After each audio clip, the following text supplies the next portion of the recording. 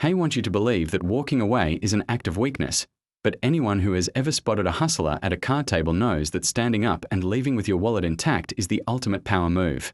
What we witnessed on that CNN stage wasn't a debate, and it certainly wasn't a town hall meant for we the people. It was a televised ambush, plain and simple, a calculated hit job masquerading as journalism where the verdict was written before the cameras even started rolling. If you think for 1 second that what happened between Donald Trump and Representative Jasmine Crockett was a spontaneous exchange of ideas, then I have a bridge in Brooklyn to sell you at a very inflated price. This is exactly why the legacy media is hemorrhaging viewers faster than a punctured tire on a jagged highway. Let's really dig into the anatomy of this setup because it matters to your daily life more than you might realize. We are watching the systematic weaponization of information, designed to humiliate anyone who dares to challenge the status quo inside the Beltway bubble. You saw the headlines this morning, didn't you? They are screaming that Trump fled or that he crumbled under pressure from a freshman congresswoman holding a stack of papers. Give me a break. Let's look at the reality of the situation without the filter of the coastal elites who haven't pumped their own gas in 2 decades. Before we tear this apart, make sure you smash that subscribe button, hit the like, and ring the notification bell so you don't miss our latest videos, because you sure aren't getting this perspective on the nightly news. Picture the scene. You have a former president, a man who has faced down ruthless dictators and navigated the Shark Tank of New York real estate, stepping onto a stage hosted by a network that has spent the last 8 years trying to destroy him. Then you have Jasmine Crockett, who came prepared not with questions from her constituents, but with a literal dossier of opposition research. She wasn't there to represent the people of Texas. She was there acting as a proxy for the DNC, holding a script written by lawyers and consultants. Those receipts she was waving around? They weren't divine tablets of truth. They were cherry-picked, out-of-context legal jargon designed to create a soundbite for TikTok. When she started grilling him about border policies and January 6th, it wasn't an inquiry. It was a lecture wrapped in a question mark. She demanded accountability while conveniently ignoring the fact that under the current administration, our southern border is about as secure as a screen door on a submarine. It takes a special kind of audacity to lecture a man on border security when millions of unvetted individuals are pouring into our country, straining our social services and threatening the safety of our neighborhoods.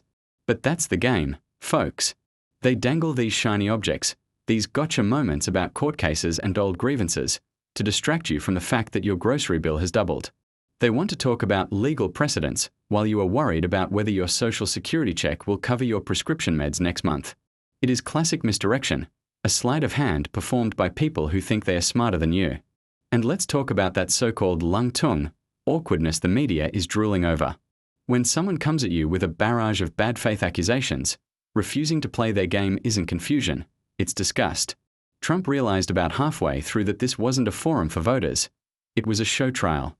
The moderator sat there like a potted plant, allowing Crockett to turn the stage into her personal grandstanding platform.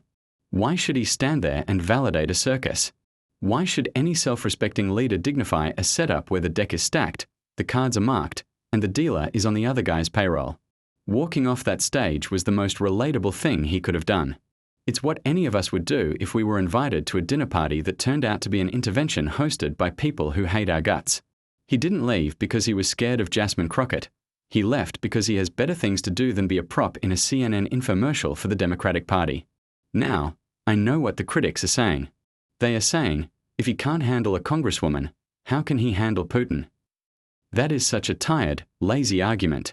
Handling world leaders involves negotiation and leverage, not standing still while someone throws mud at you for 60 minutes. Strength isn't about enduring abuse. It is about knowing when to walk away from a bad deal. And make no mistake, that town hall was a bad deal for Trump and a bad deal for the American viewer.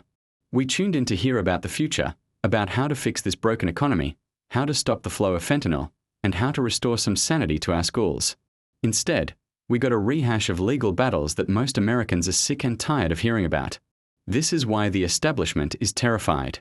They know that when Trump walks away, he takes the audience with him. He takes the energy with him. They need him on that stage to boost their ratings, but they also need to destroy him to keep their power. It is a parasitic relationship, and yesterday, the host finally decided to cut off the parasite. Let's take a breath here and really think about the message this sends to the heartland. Before we go deeper into the specific policies they tried to bury, do me a favor, comment down below if you think the media is biased, And don't forget to subscribe and hit that bell so we can keep bringing you the truth. Think about the seniors in this country, the people who worked 40 or 50 years, paid their taxes, and raised their families. You are looking at a retirement landscape that is being eroded by inflation caused by reckless government spending. Does Jasmine Crockett care that the price of eggs is up? Does CNN care that your savings are worth less today than they were 3 years ago? No, they care about optics. They care about scoring points in a culture war that does nothing to put food on your table or keep your heat on in the winter. When Trump talks about the border, he isn't just talking about a line on a map. He is talking about the sovereignty of your home. He is talking about protecting the resources that are supposed to be there for our veterans and our elderly, not for people who broke the law to get here. By trying to pin him down with legalistic gotchas, Crockett wasn't just attacking Trump. She was insulting every voter who prioritizes national security over political correctness. She was effectively saying that your concerns are invalid because they don't align with her packet of papers. It is the arrogance of the ivory tower on full display. They believe that if they can just cite enough statutes and use enough big words, you will forget that you can't afford a used car. But the American people aren't stupid. We know the difference between a real crime and a political persecution. We know the difference between a leader who fights for us and a politician who fights for the cameras. The visual of Trump leaving the stage is going to be played on a loop by the left as proof of his defeat. But I guarantee you, in living rooms across Pennsylvania, Michigan, and Arizona, people saw something different. They saw a man who refused to be bullied. They saw a rejection of the premise that the media holds the moral high ground. Because let's be honest, who holds the media accountable? Who asks Jasmine Crockett who funded her campaign or who wrote those questions for her? Nobody on that stage, that's for sure. This incident is a microcosm of the entire 2024 election cycle. It is going to be a battle between the manufactured narrative of the elites and the raw, messy reality of the people.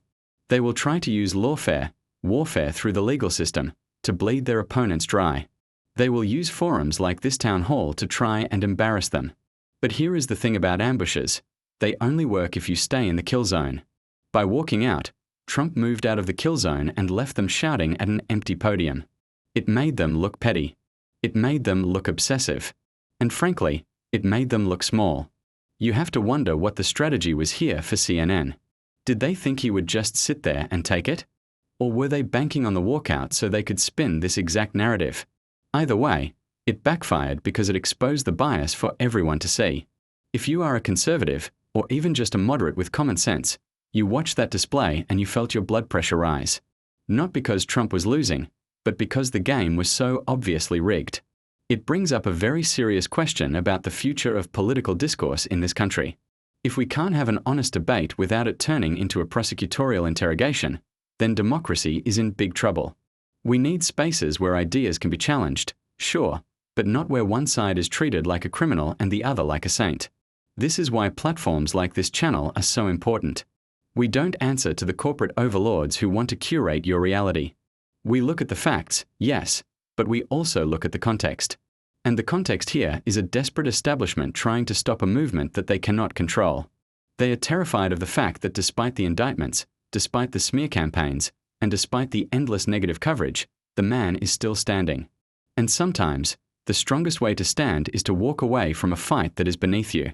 Let's pivot to the substance of what Crockett was actually yelling about, the so-called threat to democracy. They love that phrase, don't they?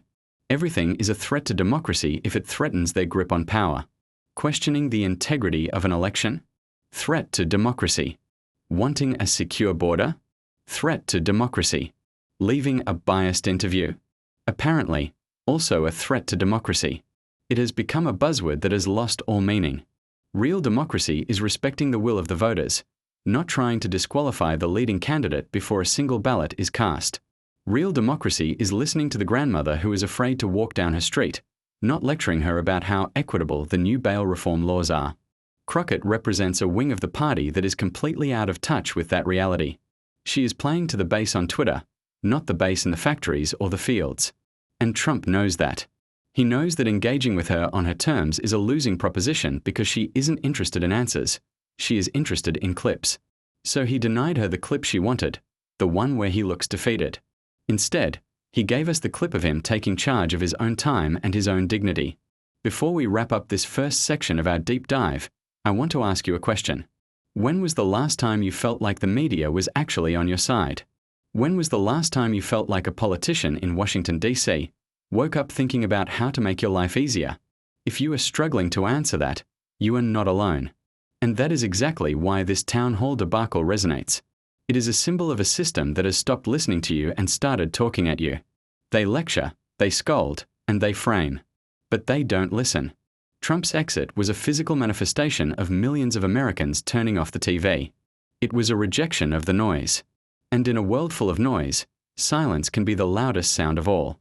We are going to take a short break, but when we come back, we are going to look at the specific documents Crockett used and tear them apart piece by piece to show you just how flimsy their case really is. You won't believe the details they conveniently left out. So stick around. Make sure you have subscribed and hit that notification bell so you don't miss part 2 of this breakdown. We are just getting started, and the truth is about to get even more interesting. Let's talk about those papers she was waving around like a winning lottery ticket, because the devil is always in the details, or in this case, the lack thereof.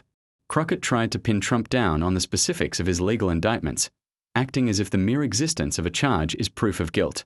In the real world, where you and I live, we operate on the principle of innocent until proven guilty, but in the warped reality of CNN and the DNC, the accusation itself is the conviction.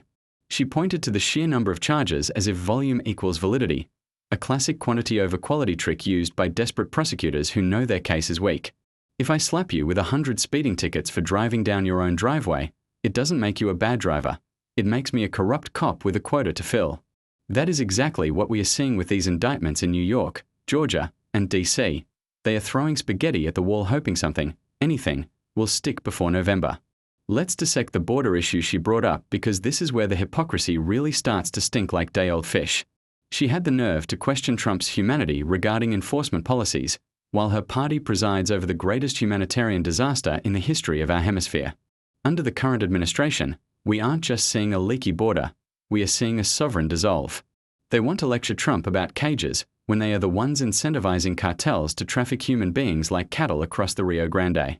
Every single day, women and children are being exploited by these criminal organizations, and it is happening because the current White House put out a welcome mat.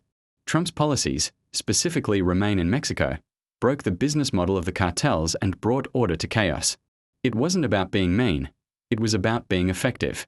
But Crockett and her ilk don't care about results, they care about feelings and moral posturing.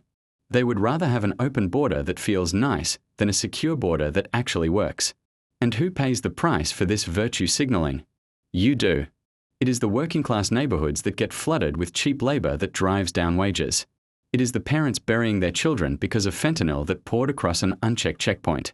When Trump stood there and refused to engage with her premise, he was refusing to accept the lie that open borders are compassionate. He understands that a nation without borders is not a nation at all. It is just a parking lot for the world's problems. Crockett asking Trump about the border is like an arsonist asking a firefighter why he used so much water to put out the blaze. It is insulting to your intelligence. And speaking of insults, let's look at the insurrection narrative she tried to spoon-feed the audience. She kept harping on January 6th, using it as a bludgeon to silence any dissent about election integrity. Let's be very clear here. Nobody condones violence against police or destruction of property, plain and simple. But where was this righteous indignation during the summer of 2020? Where was Jasmine Crockett when federal courthouses were being firebombed in Portland? Where were the CNN town halls when small businesses, minority-owned businesses, by the way, were being burned to the ground in Minneapolis and Kenosha? The silence was deafening then, and it is deafening now. They have created a two-tiered standard of justice where one riot is a threat to democracy, and another is a mostly peaceful protest. Trump knows this, and the American people know this. When he talks about the J6 hostages or the unfair treatment of defendants, he is tapping into a very real sense of injustice that permeates the heartland. People are seeing grandmothers getting thrown in solitary confinement for parading in the Capitol, while violent felons are released back onto the streets of New York and Chicago without bail. It makes absolutely no sense unless you view it through the lens of political persecution. Crockett's questions were designed to make Trump apologize for his supporters. But why should he apologize for people who feel like their country is being stolen from them? Why should he apologize for asking questions about an election that had more irregularities than a discount rug sale? The media gaslights you into thinking that asking questions is treasonous. But since when is curiosity a crime in America? They want you to sit down, shut up, and accept whatever result they feed you, even when your own eyes tell you something is wrong. Trump's refusal to play along with Crockett's yes or no trap regarding the election was a masterclass in rejecting the premise. He knows that if he gives an inch, they will take a mile. If he admits to a single flaw, they will spin it into a confession of guilt. So he walked. He walked because sometimes the only way to win a rigged game is to flip the table. Before we get to the economic fallout of these policies, I want to remind you to check your subscription status down below. The algorithm hates this kind of content, so if you don't hit that bell, you might never see us again, and we need every patriot on board for what is coming next. Now, let's talk about the economy, the elephant in the room that Crockett conveniently ignored while she was obsessing over legal briefs. While she is worried about Trump's court dates, you are worried about whether you can afford a cart of groceries. We have seniors in this country who are literally cutting their pills in half because inflation has eaten away their fixed income. We have young families who have given up on the dream of owning a home because interest rates are through the roof. Does the party of the people care about that? Apparently not, because all they want to talk about is Donald Trump. They are obsessed with him because he represents the only thing standing between them and total control. Trump's economic record speaks for itself: low inflation, energy independence, and rising wages for blue-collar workers. Contrast that with the current disaster: gas prices that fluctuate like a roller coaster, a strategic petroleum reserve that has been drained to buy votes, and a manufacturing sector that is on life support. When Crockett attacks Trump, she is attacking the prosperity we had just a few years ago. She is telling you that you should be happy with the crumbs the government gives you instead of the feast you earned. It is a fundamental clash of worldviews. They believe the government is the answer to everything. We believe the government is the problem. And when Trump walked off that stage, he was essentially saying, "I'm not going to let you distract the American people from your failures anymore."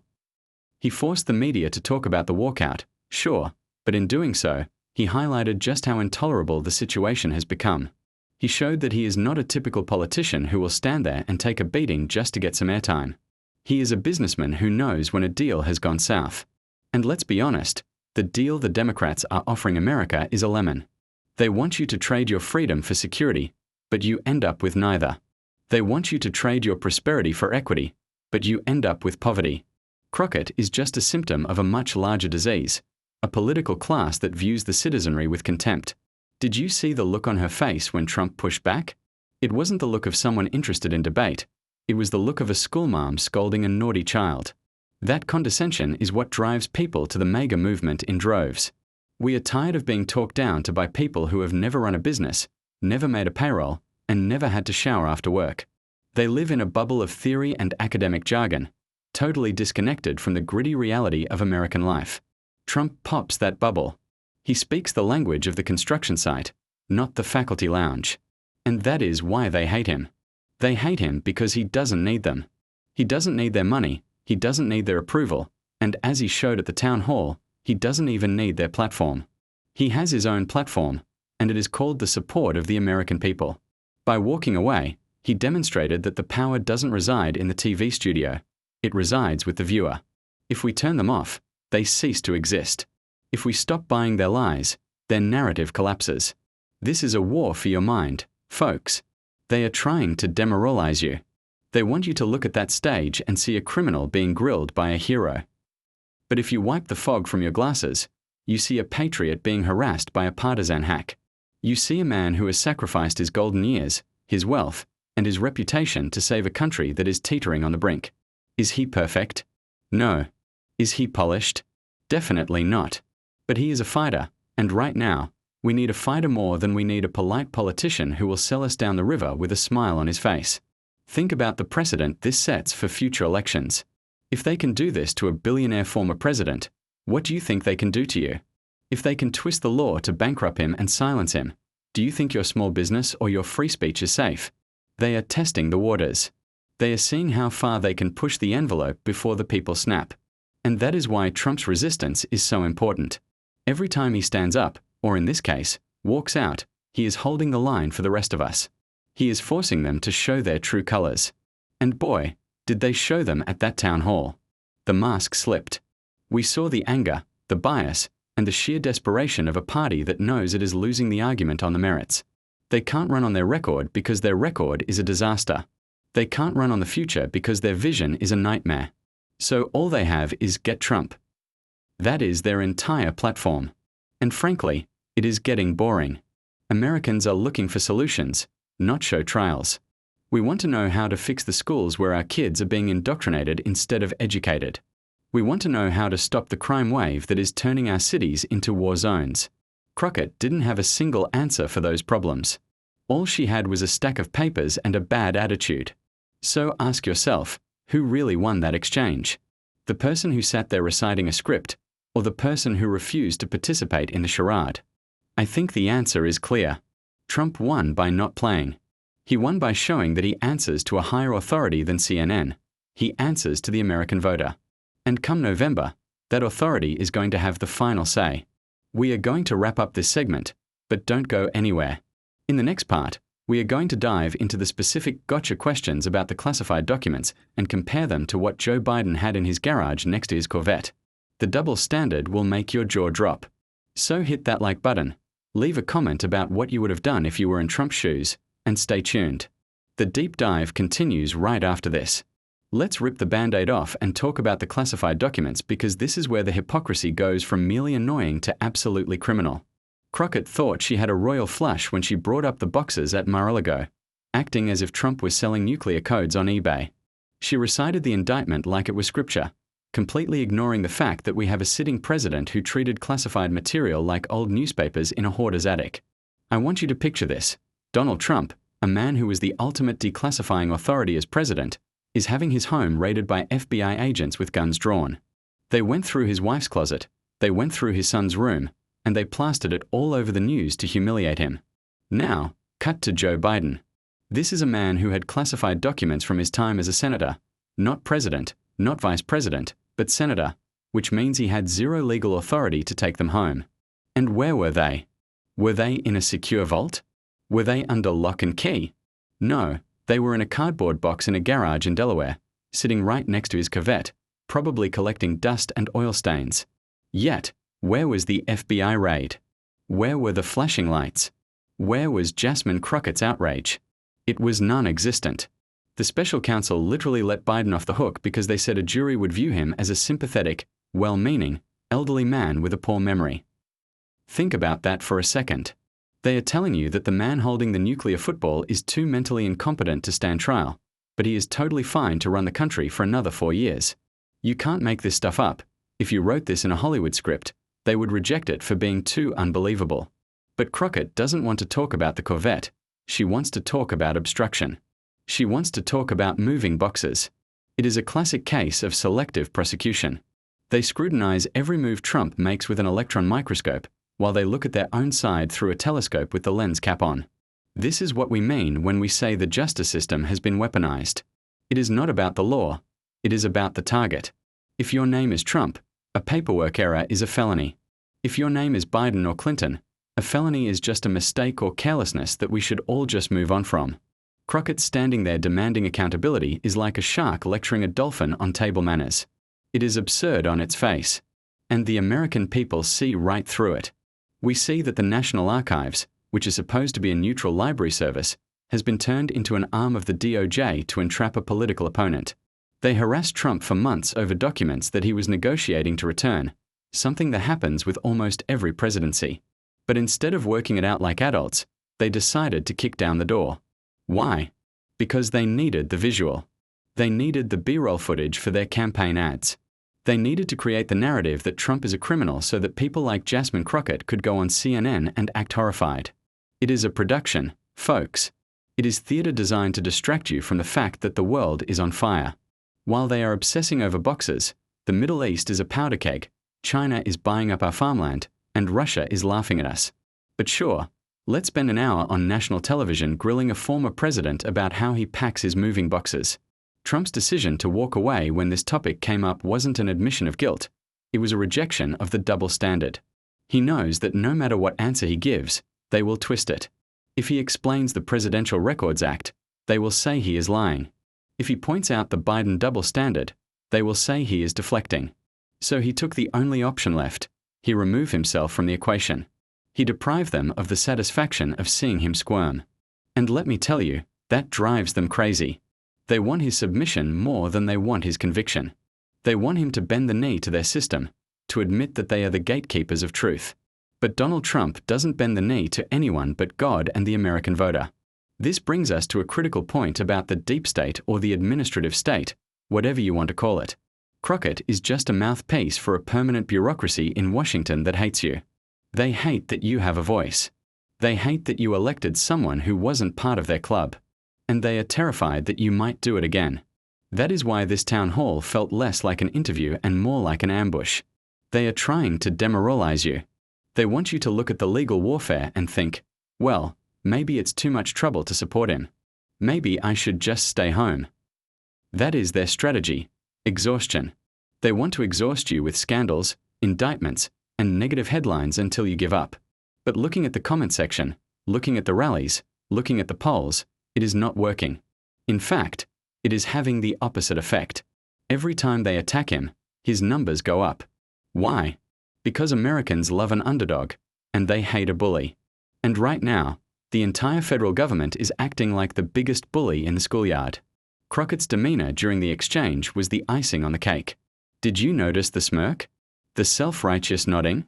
She truly believes she is saving democracy by trying to imprison the opposition leader. It is a level of cognitive dissonance that is frankly terrifying. In any other country, if the ruling party tried to jail their main rival right before an election, we would call it a dictatorship. But here, CNN calls it justice. Don't buy it. Don't let them gaslight you into thinking this is normal. It is not normal. It is a dangerous precedent that will come back to haunt this country for generations if we don't put a stop to it. Imagine a future where every time a president leaves office, the new administration tries to lock him up. We would turn into a banana republic overnight. We are teetering on that edge right now. Trump is trying to pull us back, trying to restore the idea that the voters decide who leads, not the prosecutors. When he walked off that stage, he was walking towards the people. He was saying, I will talk to you directly at my rallies, on Truth Social, on podcasts. I don't need these filtered, biased channels anymore. And that is a powerful message. It is a declaration of independence from the legacy media. For years, we thought we needed them to tell us what was happening. But now we have the internet, we have independent journalists, we have our own eyes and ears. We can see the prices at the pump. We can see the crime in our streets. We don't need Jasmine Crockett to tell us that the economy is strong when we know our bank accounts are weak. We don't need CNN to tell us the border is secure when we see the videos of thousands of people crossing every day. The spell is broken. They can't control the narrative anymore, and that is why they are lashing out. That is why the questions were so aggressive, so personal, so nasty. They are losing their grip, and they know it. Now, before we get to the final conclusion of this saga, I need to ask you to do something important. If you agree that we need a justice system that treats everyone equally, not just the friends of the DNC, then smash that like button right now. And if you haven't subscribed yet, what are you waiting for? We are building a community here that isn't afraid to speak the truth, and we need you in the ranks. Let's pivot back to the consequences of this walkout. The media will tell you that Trump looked weak. But ask yourself, does a weak man take on the entire political establishment? Does a weak man endure years of investigations and come out swinging? Does a weak man walk away from a nationally televised event because he refuses to compromise his principles? Strength isn't about doing what you are told. Strength is about standing your ground. And Trump stood his ground by leaving. It is a paradox, sure, but it makes perfect sense to anyone who has ever had to deal with a toxic situation. You don't fix a toxic relationship by staying in it and arguing. You fix it by leaving. Trump is signaling that the relationship between the Republican Party and the liberal media is over. No more free passes. No more playing nice. If they want access, they have to treat us with respect. And until they do, they can talk to an empty chair. This moment will be looked back on as a turning point. It is the moment when the facade of civil discourse finally crumbled and we saw the raw power struggle underneath. Crockett represents the system fighting for its life. Trump represents the disruptor who refuses to die. And you, the viewer, are the judge and jury. Not the judge in New York, not the judge in DC, but the judge in the voting booth. That is the only verdict that matters. They can write all the indictments they want, but they can't indict 75 million Americans. They can't subpoena our enthusiasm. They can't gag order our patriotism. We are the silent majority, and we are getting louder every day. The town hall was a mistake for CNN, but it was a gift for us. It clarified the stakes. It showed us exactly who they are and what they are willing to do. It reminded us that this isn't just an election. It is a rescue mission. We are trying to rescue our country from people who despise its history, its values, and its people. Jasmine Crockett may have had the microphone, but she didn't have the room. The energy was with Trump, even as he walked away, because he represents hope. Hope that we can return to a time of common sense. Hope that we can have a border again. Hope that we can have an economy that works for the middle class, not just for Wall Street and China. The Democrats offer fear. They want you to be afraid of Trump, afraid of the climate, afraid of your neighbor. But we are not afraid. We are motivated. And when we see our champion treated with such disrespect, it doesn't make us cower. It makes us work harder. It makes us donate more. It makes us knock on more doors. It makes us more determined to send a message so loud that even the deafest bureaucrat in Washington will have to hear it. So let them have their little victory dance about the walkout. Let them high-five each other in the green room. They are celebrating a battle while they are losing the war. The war for the soul of America isn't fought in a CNN studio. It is fought at your kitchen table. It is fought in your local school board meeting. It is fought in the quiet moments when you pray for your children's future. Trump understands that. Crockett does not. And that is the difference between a leader and a politician. A politician cares about the next segment. A leader cares about the next generation. So as we wrap this up, I want you to remember this image. Donald Trump, back straight, head high, walking away from the lies. He wasn't walking away from you. He was walking towards the fight that actually matters. He was clearing the deck for the real battle ahead. And we need to be right there with him. We need to stop consuming their poison and start building our own strength. This channel is part of that strength. We are here to arm you with the arguments, the facts, and the perspective you need to push back against the madness. But we can't do it without you. So please, share this video with a friend who needs to hear this. Post it on your social media. Get the word out that we are not buying the narrative. The media wants you to think it's over. But I'm telling you, it's just beginning. The sleeping giant has been poked, and they are not going to like what happens when it fully wakes up. We are going to take our country back, one vote, one conversation, and one truth at a time. Thank you for watching. Thank you for being a patriot. And remember, the truth is like a lion. You don't have to defend it. Let it loose. It will defend itself. Make sure you are subscribed, ring that bell, and I will see you in the next one. God bless you, and God bless the United States of America.